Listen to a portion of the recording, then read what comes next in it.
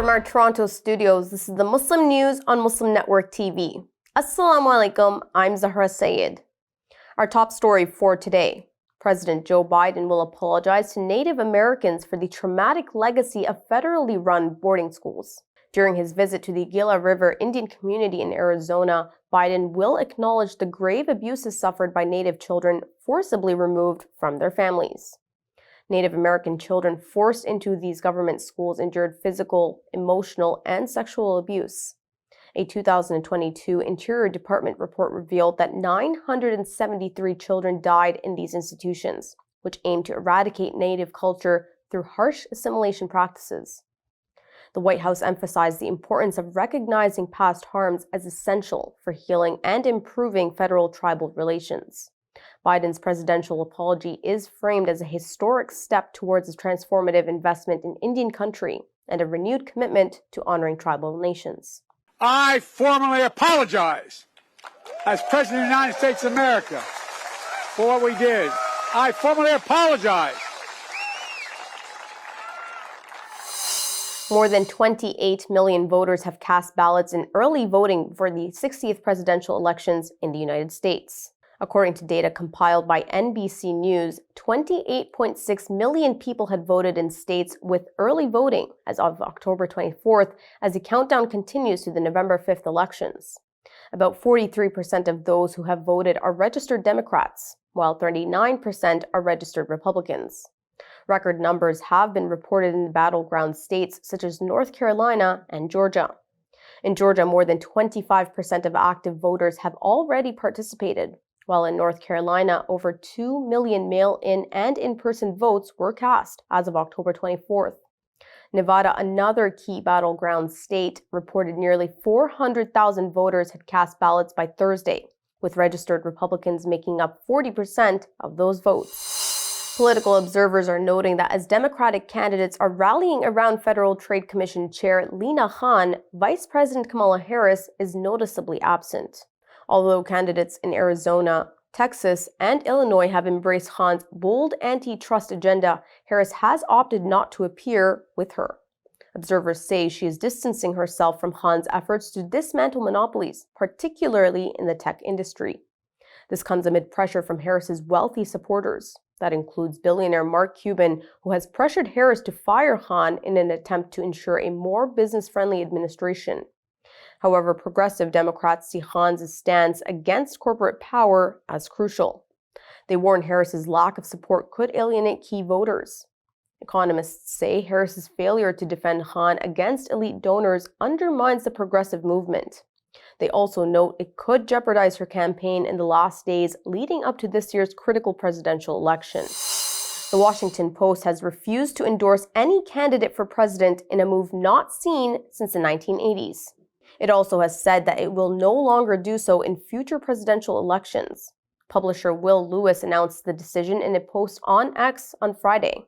He wrote the statement is, "In support of our readers' ability to make up their own minds on this, the most consequential of American decisions, whom to vote for as the next president." He also said the publication's job as a newspaper of the nation's capital of the most important country in the world is to be independent. In a controversial move, billionaire Elon Musk is facing legal scrutiny after offering $1 million to registered voters in swing states in exchange for signing a petition supporting the First and Second Amendments. Consumer advocacy group Public Citizen has filed a formal complaint with the Federal Election Commission, claiming Musk's actions violate federal law against paying for voter registration and voting.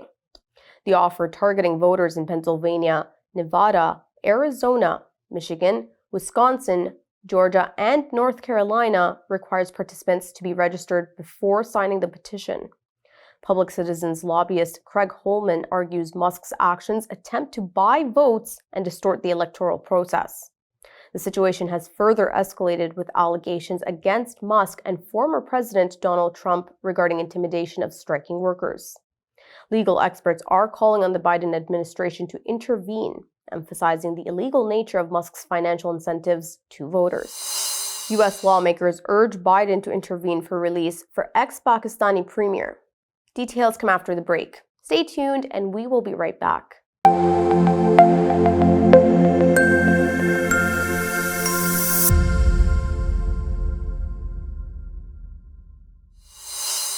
Welcome back. More than 60 U.S. lawmakers have called on President Joe Biden to pressure Pakistan into releasing political prisoners, notably former Prime Minister Imran Khan. Khan is imprisoned in a jail in the city of Rawalpindi, facing multiple charges while his party claims he has been denied access to legal counsel since early October. In a letter, the American lawmakers expressed alarm over the country's human rights situation, citing historic irregularities in the recent elections, including widespread fraud and the arrest of political figures and activists. Khan's Pakistan Tehreek-e-Insaf party has accused the country's election commission of rigging results, a claim the commission denies. Lawmakers urged Biden to leverage U.S. influence to secure Khan's release and impose consequences on officials involved in human rights abuses. Pakistan's foreign ministry criticized the letter, asserting it undermines diplomatic norms and called for constructive dialogue instead. Hundreds gathered in Palestine Square in the Iranian capital Tehran on Thursday to protest the assassination of Hashim Safieddin. He was the president of Hezbollah's executive council and expected successor to Hassan Nasrallah. Waving Lebanese and Palestinian flags, along with Hezbollah's banners, demonstrators chanted slogans against Israel and the United States. Israel has mounted massive airstrikes across Lebanon since last month against what it claims are Hezbollah targets.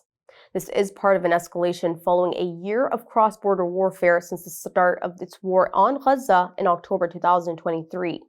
At least 2,574 Lebanese people have been killed since, according to Lebanon's health authorities. Israel also launched a ground invasion of southern Lebanon on October 1st. Israel killed more than 150 Palestinians in airstrikes targeting residential homes in Jabalia, northern Gaza, on Thursday evening. This assault is part of a brutal siege that began 20 days ago.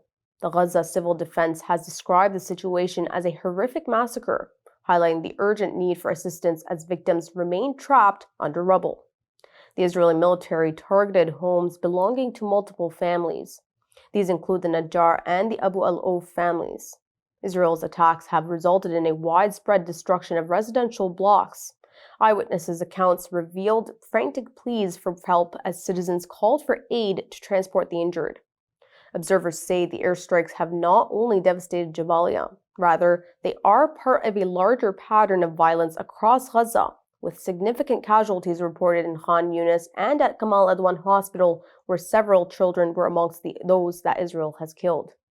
In Lebanon, Israeli operations have also escalated, with airstrikes killing 19, along with the tragic loss of 3 journalists. Israeli fighter jets have carried out at least 12 air raids on Beirut overnight, striking the Harat-Rik, Burj al-Barajneh, Shuifat, and the Hadath areas south of the Lebanese capital. The Israeli military claimed it bombed and killed Abbas Adnan Muslim, a commander in Hezbollah's elite Redwan force. As the situation worsens, an Israeli delegation is set to travel to Qatar's capital Doha on Sunday. There, they will meet with Qatari and U.S. negotiators, aiming to reignite discussions for a ceasefire in Gaza. Israel has killed at least 42,847 Palestinians and injured 100,544 since October 7th of 2023. However, a report in the British medical journal The Lancet estimated that the actual death toll may be as high as 186,000. Israel has been accused of genocide at the International Court of Justice for its war and violence in Gaza. Muslims in Europe are confronting increasing levels of racism and discrimination. That's according to a new report from the European Union Agency for Fundamental Rights, or the FRA. The document notes a sharp rise in anti-Muslim sentiment worsened by Israel's war on Gaza since October 2023 that has ignited a wave of hostility across several EU nations. Nearly half of Muslims in the EU now report experiencing racism, up from 39% in 2016, with the highest rates found in Austria, Germany, and Finland. The FRA has stressed that discrimination extends beyond religion, noting that it affects individuals based on skin color, ethnicity, and immigration status. Analysts say job market discrimination is particularly alarming. Many Muslims are overqualified for their positions and facing economic hardships. The report also underscores a growing concern about the effect of dehumanizing rhetoric and conflict in the Middle East on Muslim communities in Europe. Thai Prime Minister Paetongtarn Shinawatra has apologized for the 2004 Takbai massacre. In that event, 78 Muslims died while her father was in power. She apologized on behalf of the government. The massacre began after the arrest of 6 village defense volunteers. This sparked protests that were met with a violent crackdown.